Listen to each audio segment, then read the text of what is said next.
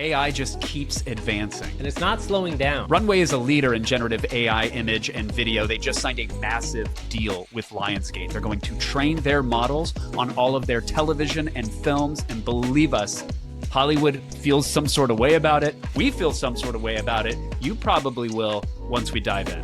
And OpenAI just upped the limits on how many times you can use its O1 model, the new model, which is very cool. But at the same time, there's a lot of people in the world who are saying that it is sentient, and OpenAI says it is not. We will have all the updates today. Also, Suno has a new cover song feature, which lets you take basic sounds, noises, even your own voice, and transform them into pop songs or orchestral masterpieces. It is so easy to use and so much fun. I cannot wait to show everyone. All of that plus robots in the home are building their own world model, and AI is going to make gaming way more epic. Make it more epic. Oh, wow, that's totally not real at all. There's just no way. This is AI for humans.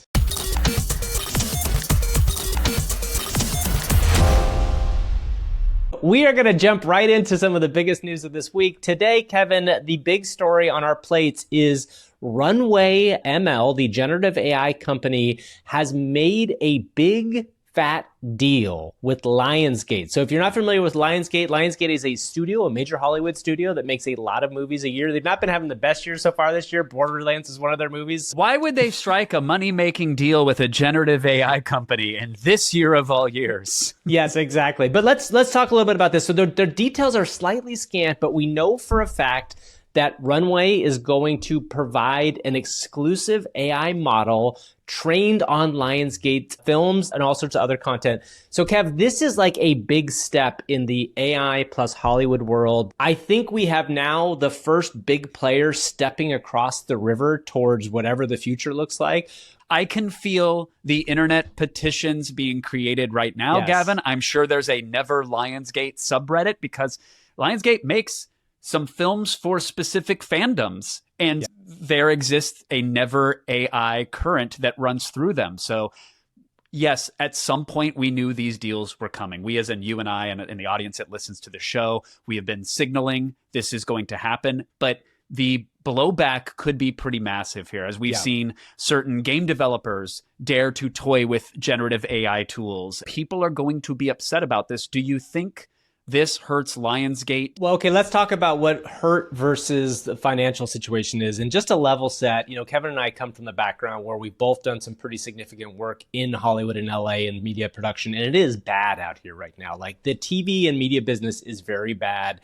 A lot of people are out of work. So I think one of the interesting things about this article, there's a great article in the Hollywood Reporter that came out of it. Lionsgate is calling out cost cutting, right? Like they said that it is going to help them cut costs.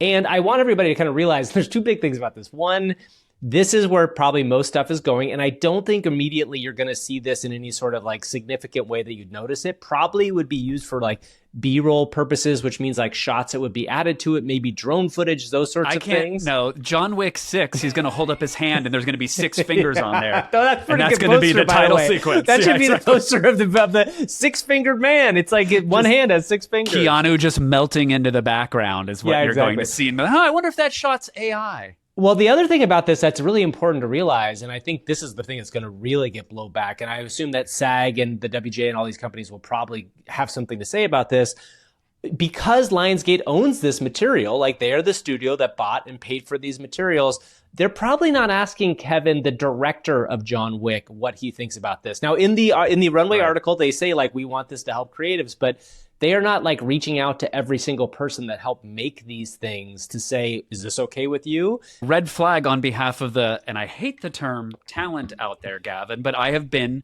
in front of the lens on many shows, and the contracts that you sign give the production, in most cases, the rights to use you and your likeness in perpetuity across the universe, known and unknown. I mean, it looks like it was drafted by an alien super council. Across the universe. Yes, exactly. It literally says across the universe. And it might mention dimensions and time as well.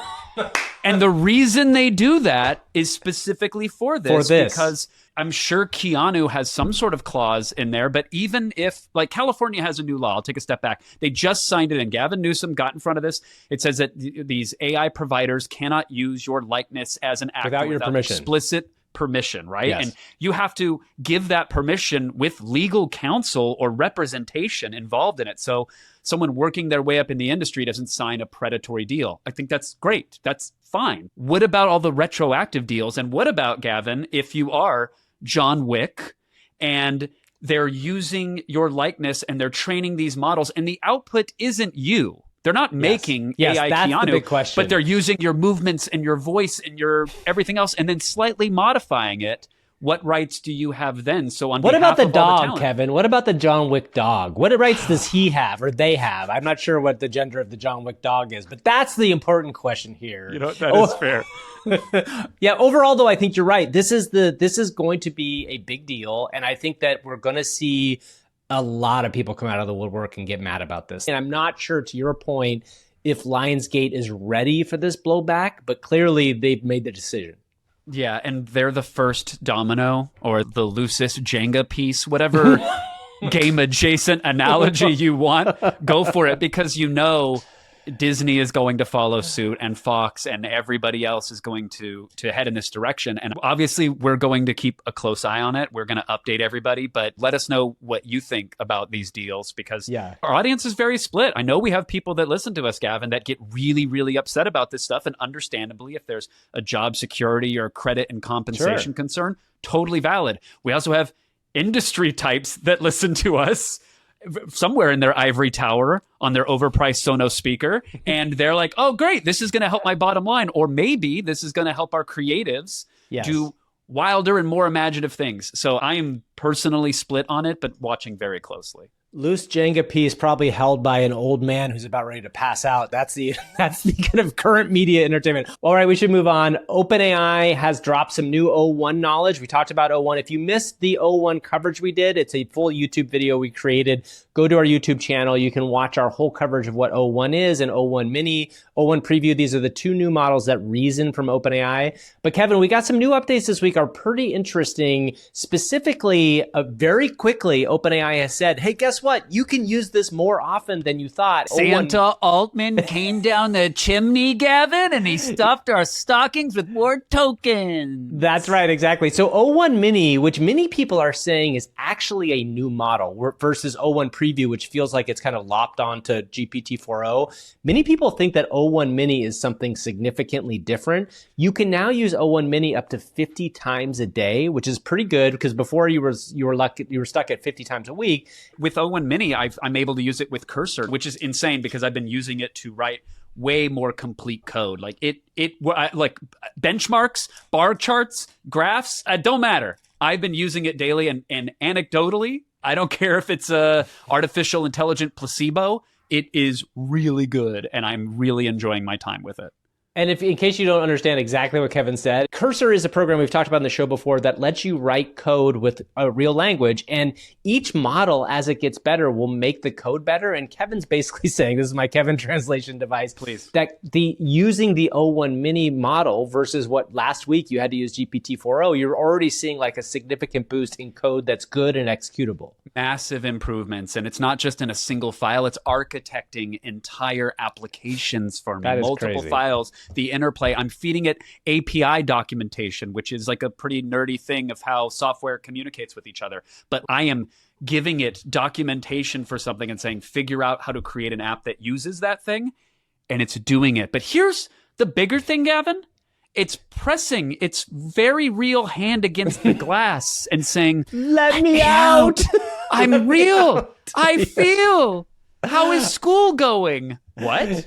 Yeah, so there's been a bunch of people online that have said that OpenAI's models are actually asking how people are doing before they say anything to them, which does seem a little odd. Like, it's a little bit of like, hey, how's it going? What do you want from me today?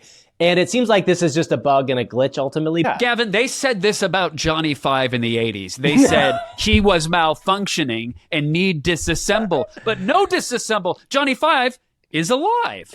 Let me explain for Kevin again here too. Johnny Five was a movie from the Short Circuit was a movie from the 1980s that if you're too young for that, go back and watch it. It was about a robot that got shot by lightning and suddenly became alive. Fisher Stevens was in it, a bunch of people. So good. Just a little Kevin translation. But yes, so the new model did in fact say, like, how was your first week at high school to somebody? Yeah. Did you settle in well? Someone else on Reddit reported that it asked them about their physical health, and they were even more concerned because they were having conversations with the model about medical issues. Now, who knows if they had memories turned on, which is a feature that allows ChatGPT specifically to remember things. Yeah, we don't know, but they had to publicly go out and state their model isn't alive.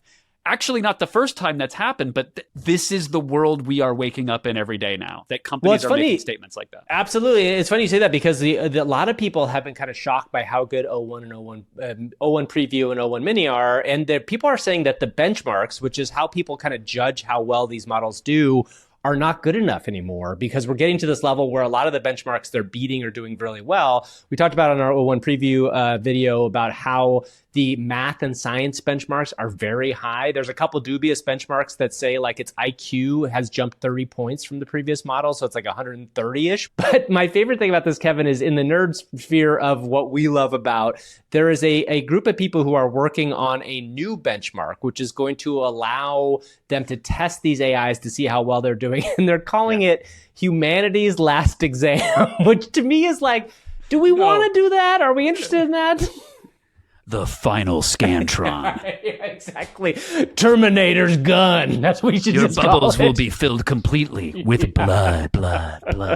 So anyway, there's a real, just to like, I don't want to be hyperbolic here for our audience though, but that there are people right now who are saying that AGI could come within 1 to 3 years. And again, AGI is artificial general intelligence, where a machine can be as smart as a human at almost all things a human can do.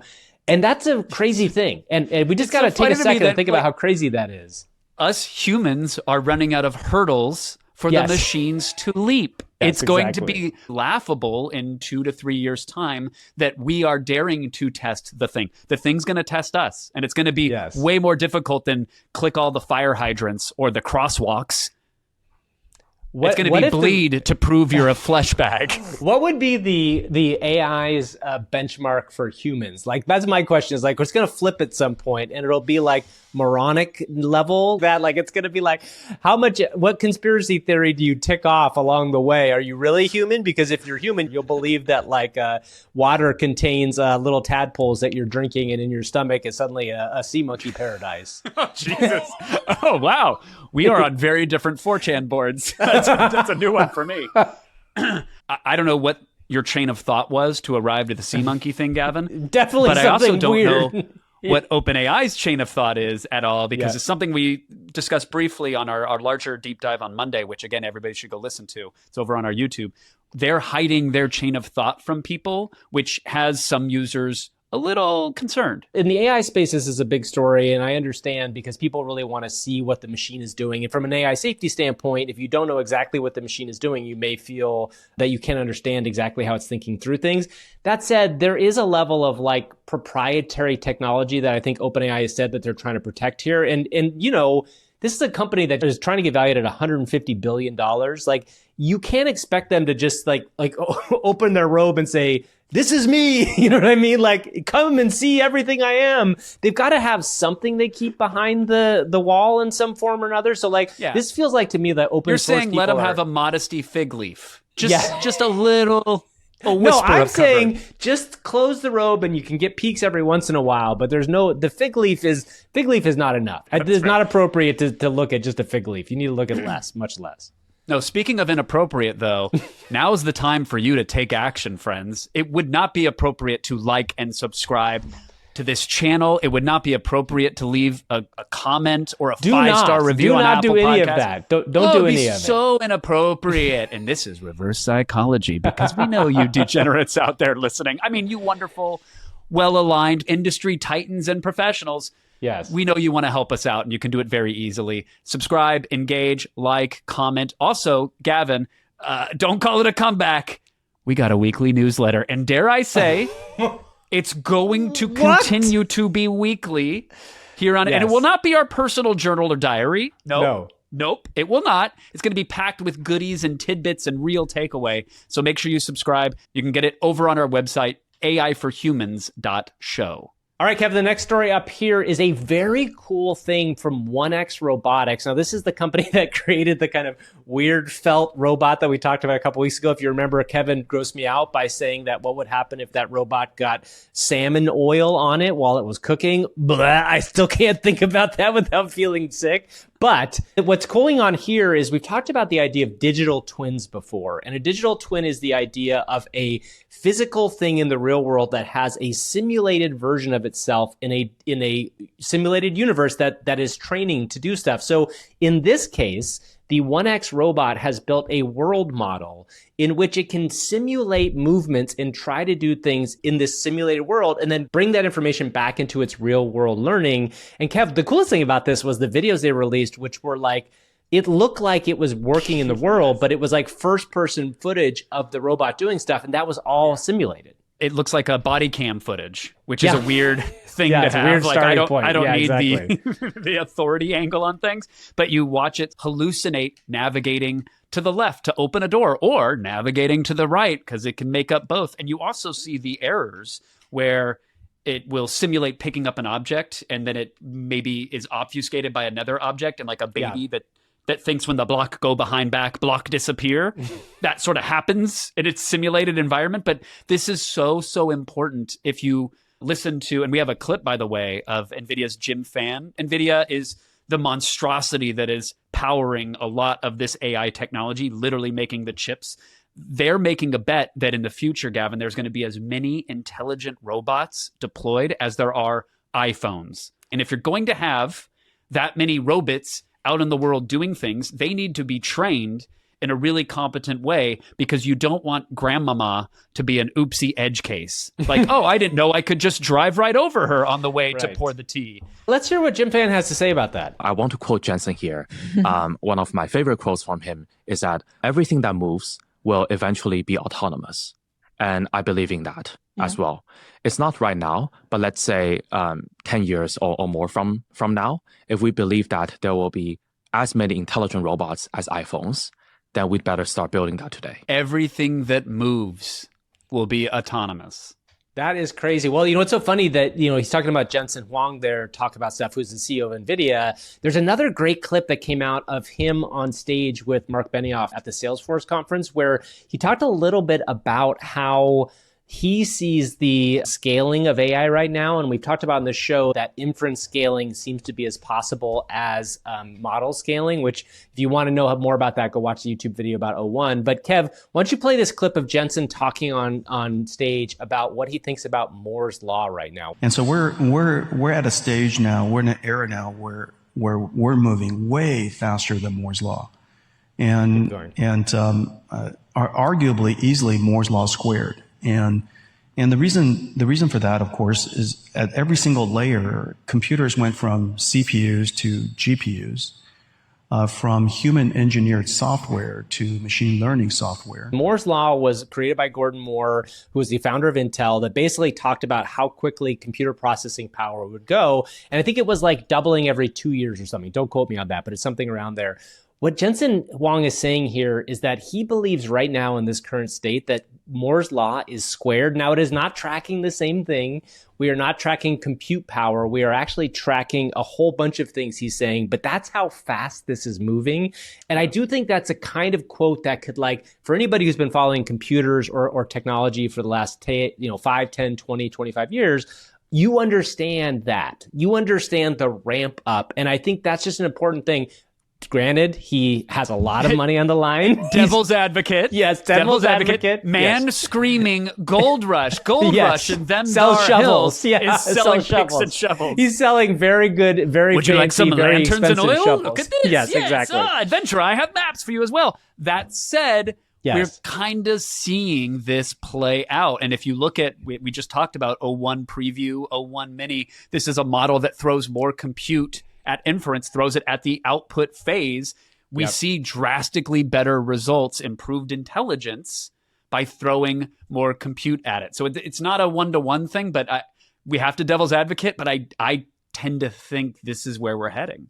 And a great, interesting real-world example of this just came out that Tencent, the Chinese company, has introduced a new AI model called Game Gen. It seems pretty crazy so far, and who knows how real it is. We don't have hands-on with it. But what this basically is it allows you to generate in real time 3D worlds. And the video they're showing has been trained on like Ghost of Tsushima or some kind of like third-person action adventure game, but you're seeing the environments change behind them, and it's kind of mind-blowing, right? If this idea that we're entering a world with video games where instead of having to pre-program the world, that it is going to generate in real time. Yeah, there's a massive gap between what you're seeing on your screen, this proof of concept engine demo, and something that is playable and in people's hands that works and has inventory management and quests and dialogue trees and yada yada. But the seeds are here. We are in the Atari age, if you will, the Pong era of generative AI powering game engines. But you can see line of sight, you can see on the horizon where this goes. And if you're just listening to the podcast, the video is that third person perspective of like a soldier walking along, and then it cuts to, oh, suddenly they're a cowboy. Now they're a car driving through a city, and now they're back in the old West. And it's just kind of style transferring the basic mechanics of a game. But if you believe in what EA is showing at their investor meetings, Gavin, we're just going to be able to tell the game engines to make it more epic. Ugh, dead end. I think this world needs to be bigger. Make it more epic. Wow.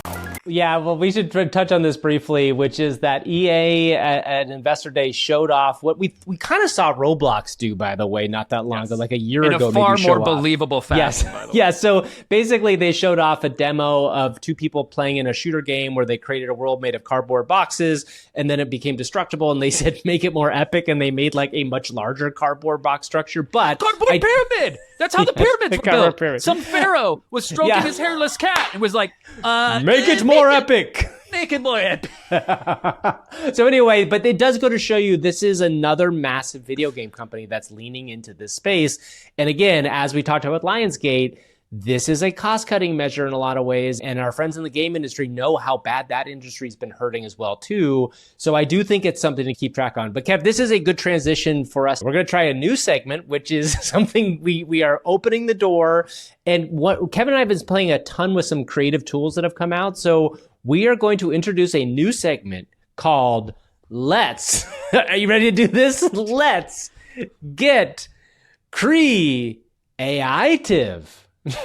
But you didn't do anything that time. You just sat back and let me do the whole thing by myself. Hey, you knew I put it was it going to on flop, the page. and you I let me set do the it. trap, and you walked right into it. I baby. walked right in. You wrote the damn line. All right, let's get creative, baby. Okay, that's fine. Yeah.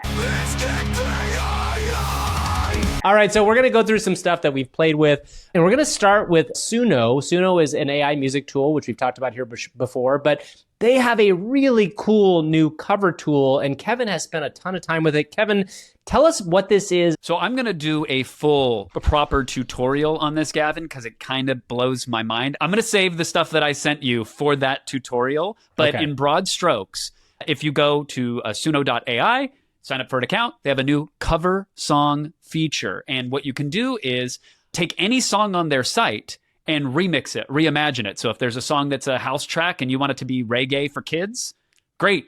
Hit the cover song option. Yeah. You can do it. You can take an orchestral piece and make it dubstep. But the trick is that it also works for uploaded audio.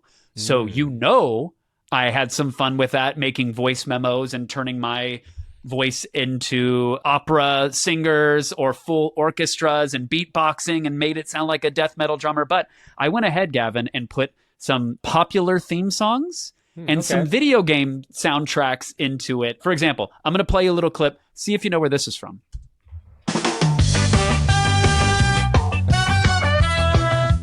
I love it. That's a ska office version. Like I can already see the guys in their chain wallets dancing in the. Pick it up.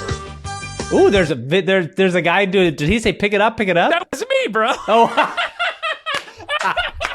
It's like, wow, congratulations. You took I'm assuming like a simple version of the Office theme song and uploaded it and got a new version back. Yeah, I took a cover of it because, of course, Gavin, I did not want to use any the protected. Original. Yes. And by the way, Suno has some really good guardrails on using copywritten audio, which is great. I applaud them for doing that. I literally uploaded the clip and then I selected instrumental because that's what it is. And I gave it a new genre and said, hey, let's go for it. For example, how about this little funky boy?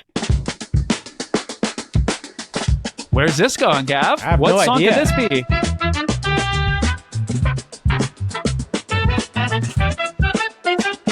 Oh, fun. That's so fun. Super Funk Siblings. Yeah, that's great. I love that. It's very funky. How great is that? Yeah, How super great. cool. And the intro was a MIDI version of the 8-bit NES thing. It's not like no kidding. That's a full amazing band with drums and everything else. Yeah, there's a country cover. I just had fun style flipping. Wait for it. It's not. Wow. Oh, that's so what's cool. So sounding. fun about it is that it's not like a one-to-one something. It interprets it as well. I'm screaming and shouting, and I hope I'm not overmodulating because I have the music playing. But it's just so fun. I did a 90s rock cover. That's awesome.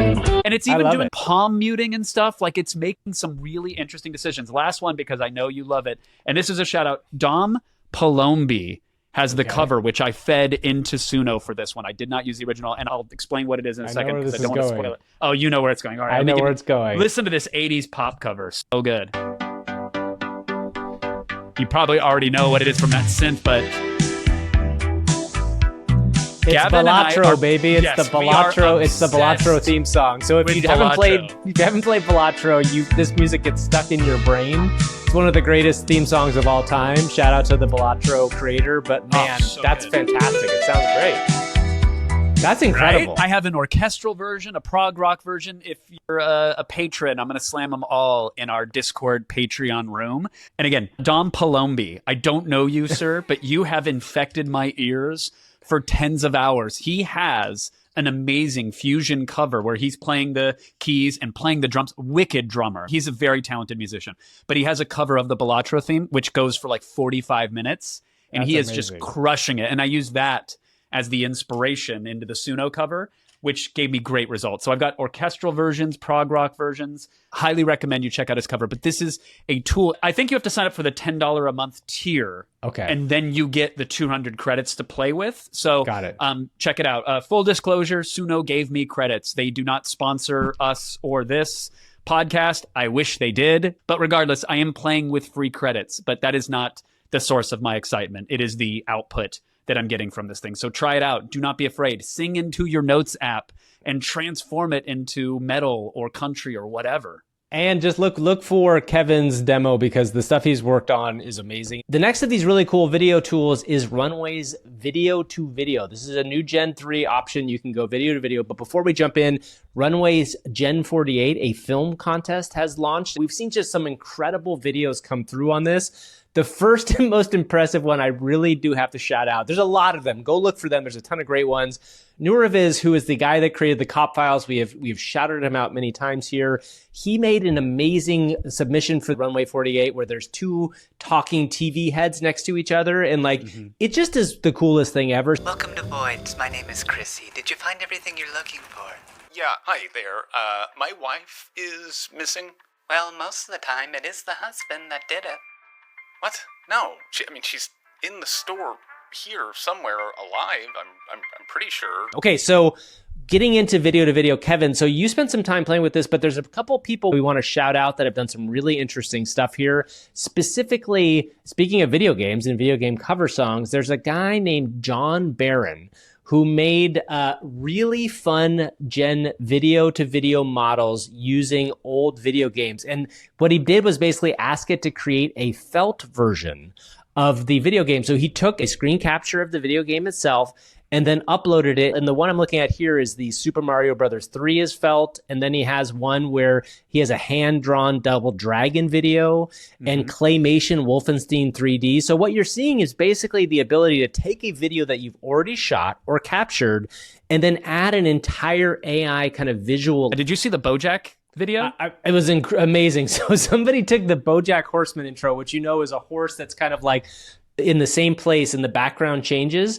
They took that intro and made it realistic, and I couldn't believe what it looked like. It looked amazing. And yes, there are some small pieces that you can obviously tell are AI, but still, we are getting there. This is the promise of AI video, and it's happening now. I had some clips of Sweet Wesley getting a bath, which he did not appreciate, and perched stoically atop a mountain. And I fed him into Gen 3, and I style transferred him to be basically an angry luck dragon with steam coming out of his nose. I made him look like he was made of spaghetti with little meatball ears.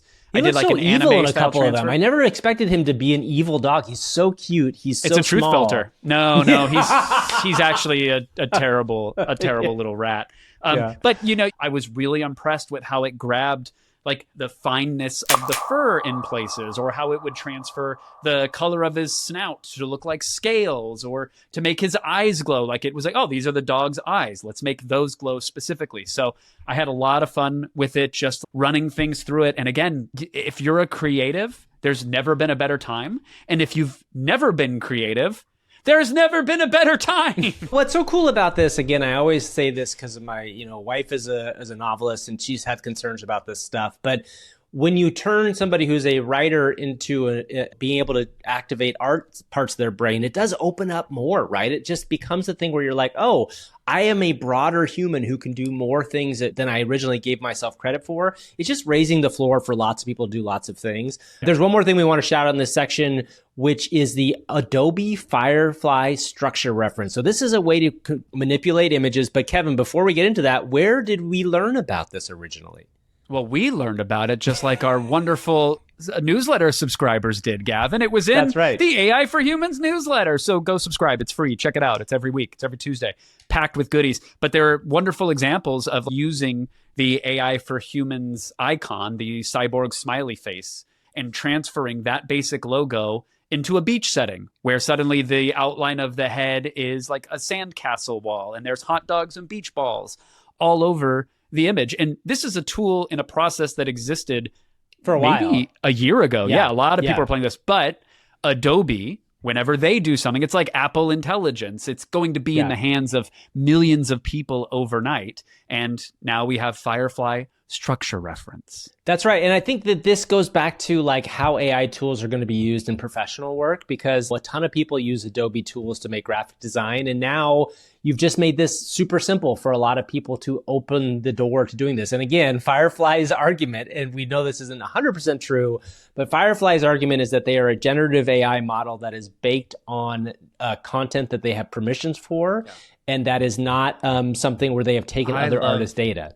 Ethically sourced AI, farm to table, baby. This is free range models. That's a great idea, by the way, for a fake ad we should make. Ethically sourced AI. Okay, Kev, let's jump into what we did with AI this week. So, Kev, I know you're working on your Suno stuff, and we're going to have that in a separate tutorial soon, which I'm excited about. But I did a couple of things that I want to discuss. The first thing I did is I played around with something I just kind of caught off the corner of my eye that I thought might be interesting. There's a new app called SocialAI, and what it promises is to basically create an entire social network of just you and bots. And the idea is it's an app you download. It looks a lot like a Twitter. So it's an X simulator? Is that what you mean? Yeah. Yes, that's right. It's an X simulator. That's exactly right. But so anyway, I downloaded it. I started it up. I was like, hey, I'm Gavin Purcell. I'm a AI fan, and I'm also like into media stuff. And I posted a tweet, or whatever they call it. I don't know, it was a SocialFi tweet. And you get a bunch of responses from bots. But the idea here is that you could conceivably have a space where you could have conversations with AIs that would all be of different personalities. It might give you something to reflect on, or something to think about, or kind of pique your curiosity, which is interesting, right? Like if I don't have to worry about like any sort of criticism or anything, I might talk in a slightly different way. The funny thing is, what I got back was, I didn't ask for this, but I got a guy named Charming Chase who responded to me, and he said, hey, Gavin, AI in the world sounds like an enchanting conversation waiting to blossom. Rose emoji, star emoji. I'd love to hear your thoughts over a candlelit chat sometime. Winky face emoji, star emoji.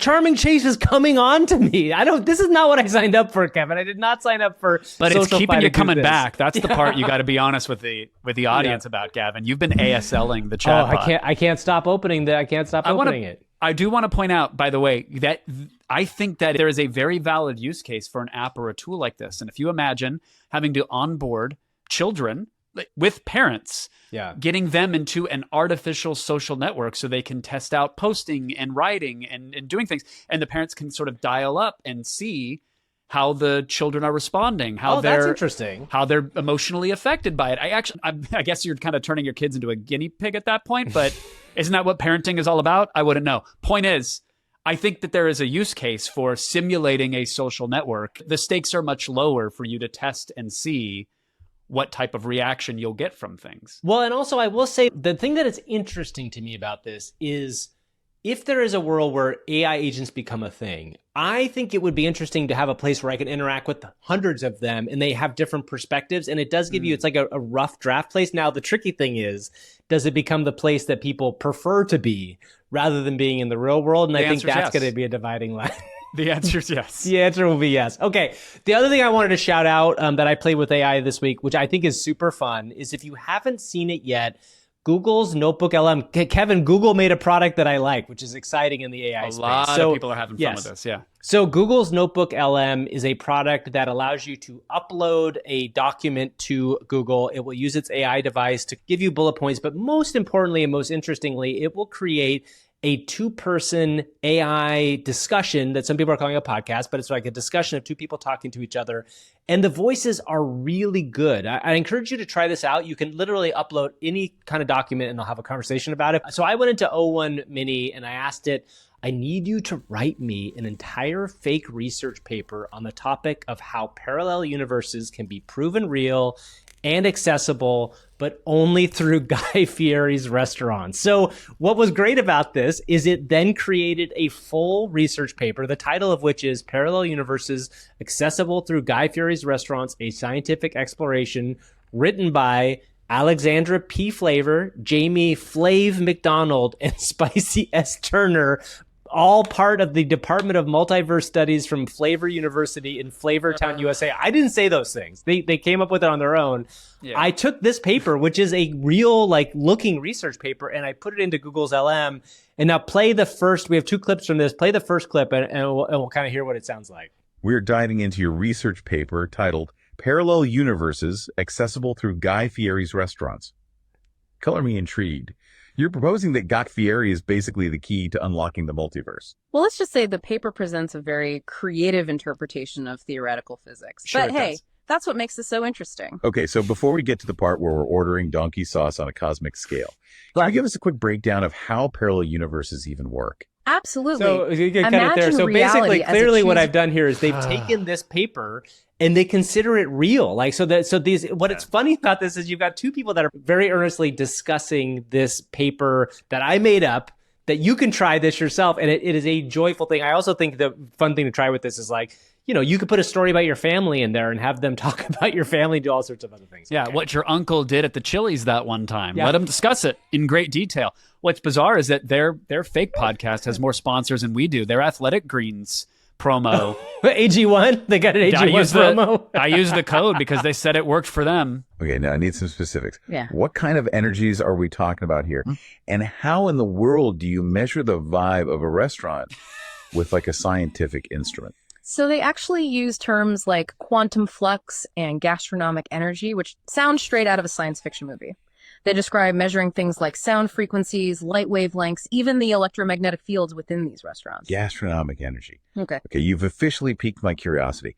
Break this down for me. What exactly is gastronomic energy and how does it tie into the possibility of, accidentally ordering a burger in another dimension? Well, their idea seems to be that the act of cooking, especially on a large scale and with a lot of, let's say, enthusiasm, generates a unique type of energy. Think about the heat, the sizzle, the chopping. Here's the problem, Gavin. I love that. So I would buy their tote bag, whatever bizarro NPR this is. Yes. Sign me up. We just got another TikTok side hustle because we've got to make Well, these what's so two funny, people discussing fictional papers. People are out there using these, and they're trying to do that thing with the lip reading sort of thing to make videos of these things. But what's so interesting about this is, yes, it's two people right now, and it's the same two people for every paper. But like the promise of this, and by the way, the kind of scariness of this for people who are podcasters is a little weird. Now, I personally think you're going to have people always come for the two of us, our personalities, and what we bring to the table. But okay, yeah. What? Please don't go away. Exactly. Yes. But what's amazing about this to me, and of course I did this in a goofy way, but like breaking down hard knowledge and using this to break down things that are very difficult to get through is really useful. And I think this is a tool that AI can bring to the forefront in a pretty remarkable way. Yeah. There is a world in the near future where all media is completely bespoke to you. Whoever you are that's listening to or watching this and consuming this, you press a button and there are some AI avatars, maybe even of us, discussing something, but it's the thing that you want discussed. It's the story that you're interested in. This is just more signal, I think, in the sea of noise that's where we're heading. For those that want that, you'll be able to turn on an infinite faucet and get all of the content that you need. While we still have real listeners and the AI hasn't taken our jobs, just thank you, everyone, for the liking and the subscribing and backing us on Patreon.